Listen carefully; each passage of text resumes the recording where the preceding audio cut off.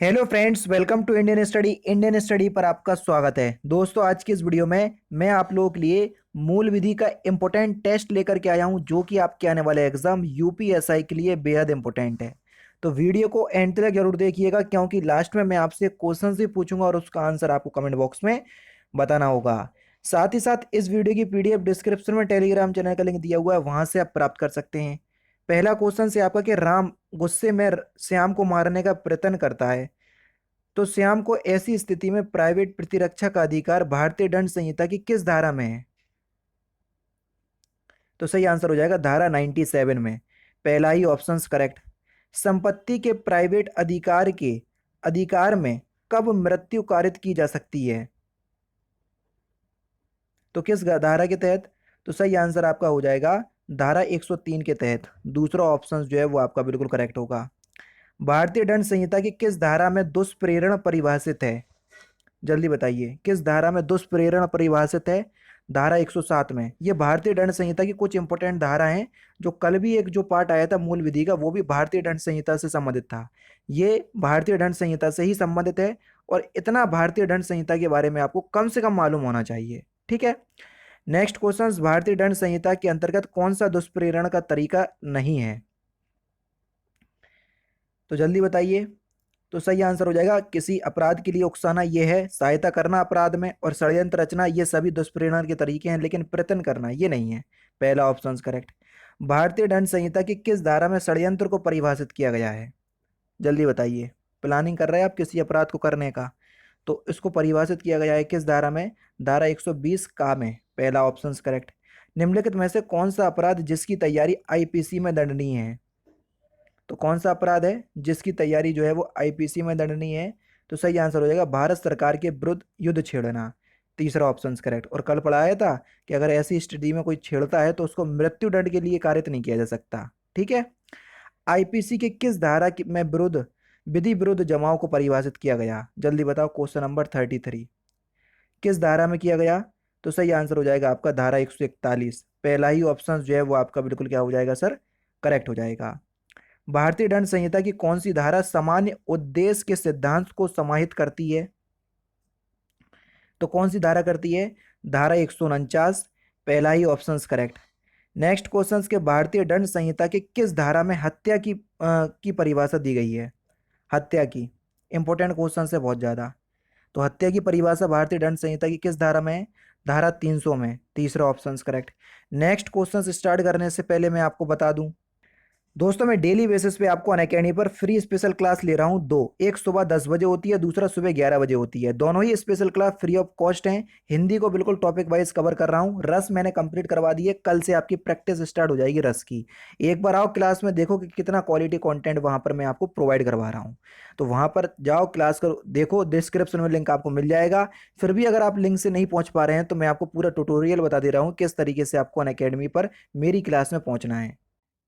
आप लोगों को सबसे ज़्यादा दिक्कत हो रही है मेरी स्पेशल क्लास लेने पे, जो रोज़ सुबह 11 बजे चलती है। आप जैसे ही अनअकैडमी पर अपना अकाउंट बनाएंगे तो आपके सामने ये विंडो खुल करके आएगी। तो आपको UP triple S C search करना है। यूपी ट्रिपल एस सी या स्टेट पीसीएस में आपको ये यूपी ट्रिपल एस सी देखने को मिल जाएगा। तो हमने ये देखो, ये मिल गया यूपी ट्रिपल एस सी। तो हमने इसको सिलेक्ट किया। सिलेक्ट करने के बाद हमने हिंदी को जो है वो सिलेक्ट कर लिया, हमको हिंदी मीडियम से पढ़ना है। आगे की जो आपकी प्रोसेसिंग है वो यहाँ पर हो जाएगी, और आपको यहाँ पर यूपी ट्रिपल एस सी लिख करके आ जाएगा। देखो ये लिख करके आ गया यूपी ट्रिपल एस सी। अब UP triple S C category में आपको कुछ नहीं करना। आपको जाना है ये सर्च पे, और यहाँ पर आपको मेरा नाम सर्च करना है। मेरा नाम है तारिक सरवर, TARIQ, तारिक सरवर, ये मेरा नाम है। तो देखो मैं आपको वहां पर दिख जाऊंगा, ये दिख गया मैं। ठीक है। यहाँ पर जैसे ही आप करोगे तो आपके सामने इसको आप क्लिक करोगे तो मेरी सारी क्लासेस आपके सामने आ जाएंगी। जो आगामी क्लास होंगी वो भी आ जाएंगी। देखो ये सारी क्लासेस आ गई। अभी हाल ही में क्लास लेकर के हटा हूँ 37 मिनट पहले। तो आपको मेरी क्लास देखना है, सपोज करो यही वाली क्लास देखना है, तो मैंने क्लिक किया। तो अब क्या करना पड़ेगा सर? आपको क्लास अनलॉक करना पड़ेगी। जैसे ही मैंने आपको क्लास में किया तो अनलॉक कोड आपको मांगा है। तो अनलॉक कोड है आपका इंडियन स्टडी, जो कि हमारे चैनल का नाम है इंडियन स्टडी। कहीं भी कोई भी स्पेस नहीं है ये है। और इसको हमने अनलॉक कर दिया। अब आपके सामने क्लास अनलॉक हो गई।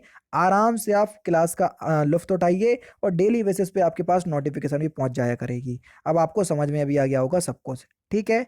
अब मिलते हैं। जैसे भी आपकी क्लास होगी आप उस तरीके से देख लीजिएगा, जैसा कि मैंने आपको बताया है। नेक्स्ट क्वेश्चन से आपका कि निम्नलिखित में से भारतीय दंड संहिता की कौन सी धारा भारतीय संविधान की धारा 14 और 21 के अधीन असंवैधानिक करार की गई? तो कौन सी धारा है? धारा 303। दूसरा ऑप्शन जो है वो आपका बिल्कुल करेक्ट होगा। नेक्स्ट क्वेश्चन, भारतीय दंड संहिता की किस धारा में दंगा परिभाषित किया गया है? बहुत इंपॉर्टेंट क्वेश्चन। तो दंगा की परिभाषा भारतीय दंड संहिता की किस धारा में है? धारा 161 में, सॉरी धारा 159 में। पहला ऑप्शन करेक्ट। आत्महत्या करने के लिए दुष्प्रेरण की सजा का प्रावधान आईपीसी की किस धारा में दिया गया है? तो किस धारा में दिया गया है? धारा 306 में। पहला ऑप्शन करेक्ट। राजद्रोह दंडनीय है किस धारा के अंतर्गत?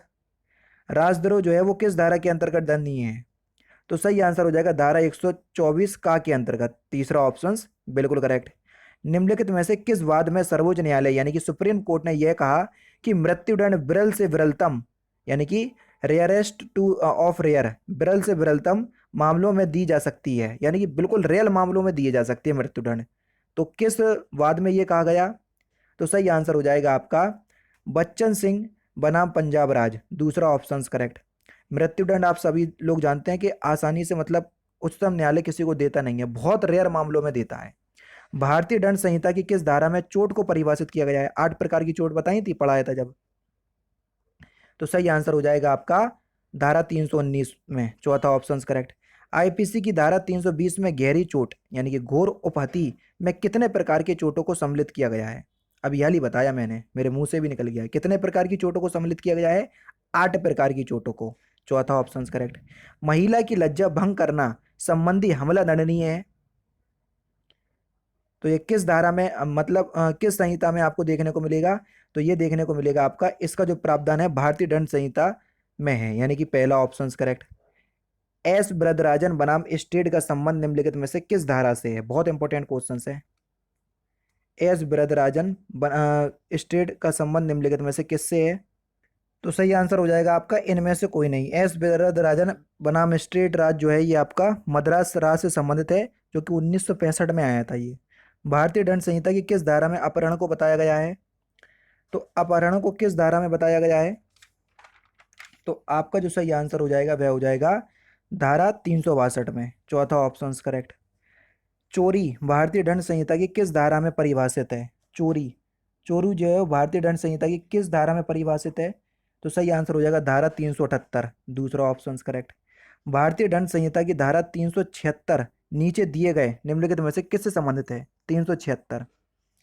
तो 376 किससे संबंधित है? तो ये बलात्कार से संबंधित है। दूसरा ऑप्शन करेक्ट। बलात्कार संबंधी कानूनों को बदलने के लिए किस कमीशन को बनाया गया था? Important questions. तो किस कमीशन को बनाया गया था? वर्मा कमीशन। पहला ऑप्शन करेक्ट। लूट भारतीय दंड संहिता की किस धारा में परिभाषित है? तो किस धारा में परिभाषित है लूट? तो सही आंसर हो जाएगा धारा 390। पहला ऑप्शन करेक्ट। भारतीय दंड संहिता की धारा 391 में क्या वर्णित है? तो 391 में क्या वर्णित है? डकैती। तीसरा ऑप्शन करेक्ट। लूट जो है वो 390 में है और डकैती 391 में है, ध्यान रखना। छल की सजा का संबंध निम्नलिखित में से आईपीसी की किस धारा में है? छल, तो किस धारा में है? धारा 417 में। दूसरा ऑप्शन करेक्ट। रामू सोहन के घर खिड़की से घुसता है, रामू ने निम्नलिखित में से कौन सा अपराध किया अगर वो खिड़की से घुस रहा? तो सही आंसर आपका क्या हो जाएगा सर? अगर वो खिड़की से घुस रहा तो उसने सेंधमारी की, जिसको हम इंग्लिश में हाउस ब्रेकिंग बोलते हैं, ठीक है। तीसरा ऑप्शन करेक्ट। भारतीय दंड संहिता की किस धारा में मानहानि को परिभाषित किया गया है? तो किस धारा में मानहानि को परिभाषित किया गया है?